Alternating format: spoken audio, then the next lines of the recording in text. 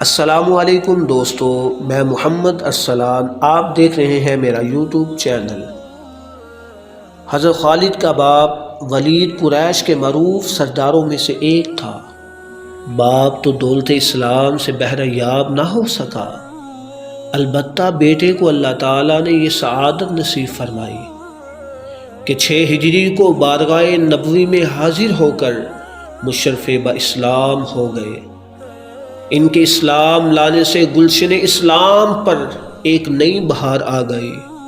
ان کے ہاتھ میں یکے بعد دیگر کئی فولادی تلواریں ٹوٹ جاتی، مگر ان کے بازو کی توانائیوں میں کوئی کمی نہ آتی۔ حضرت خالد کی اس غیر معمولی شجاعت و بصالت کا راز کیا تھا؟ اس کی پہلی وجہ تو یہ تھی کہ حضرت خالد کو اپنے رب پر کامل یقین و اعتماد تھا۔ اس غیر متزلزل یقین کا معجزہ تھا کہ زہر ہلاہل نے آپ پر مطلقاً کوئی اثر نہ کیا۔ یہ حیران کن واقعہ جنگ حیرہ میں پیش آیا، جب اہل حیرہ کئی دن کے محاصرے سے تنگ آ کر صلح پر آمادہ ہو گئے۔ اہل حیرہ کی طرف سے صلح کے مذاکرات کرنے کے لیے جو وفد آیا، اس کا قائد، اس کا لیڈر عبد المسیح تھا۔ دوران گفتگو حضرت خالد نے دیکھا کہ عبد المسیح نے ہاتھ میں ایک پڑیا پکڑی ہوئی ہے۔ انہوں نے عبد المسیح سے پوچھا کہ یہ تمہارے ہاتھ میں کیا ہے؟ یہ انتہائی زود اثر زہر ہے، عبد المسیح نے جواب دیا۔ اس کو کیوں ساتھ لیے پھرتے ہو؟ انہوں نے پوچھا۔ عبد المسیح نے کہا، دراصل میری قوم کو مجھ پر حد سے زیادہ اعتماد ہے، اور مجھے صلح کے لیے بھیجتے وقت ان کو یقین تھا کہ میں صلح کروانے میں ضرور کامیاب ہو جاؤں گا۔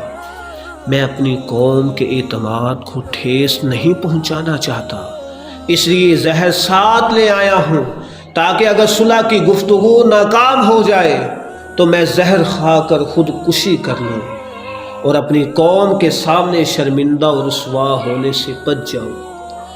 حضرت خالد نے کہا، یہ تم نے ایک فضول کام کیا ہے، کیونکہ موت کا ایک وقت مقرر ہے۔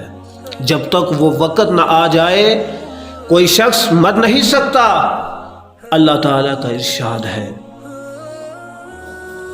وَمَا كَانَ لِنَفْسٍ أَن تَمُوتَ إِلَّا بِإِذْنِ اللَّهِ كِتَابًا مُؤَجَّلًا۔ یعنی کوئی انسان بھی اللہ کے حکم کے بغیر نہیں مر سکتا، اور ہر ایک کی موت کا وقت پہلے سے لکھا جا چکا ہے۔ اس کے بعد انہوں نے عبد المسیح سے زہر کی پڑیا لی اور بسم اللہ رب الارض والسماء الذی لا یضر مع اسمہ شیء فی الارض ولا فی السماء وہو السمیع البصیر، پڑھ کر سب کے سامنے سارے کا سارا زہر کھا لیا۔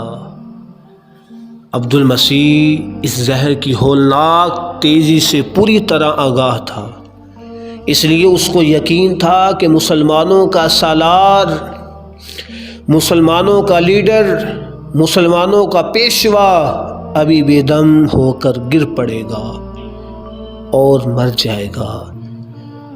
مگر جب کافی دیر گزر گئی اور حضرت خالد کو کچھ نہ ہوا تو عبد المسیح سمیت تمام مذاکراتی جماعت پر دہشت طاری ہو گئی اور وہ لوگ مزید گفتگو کے بغیر واپس چلے گئے۔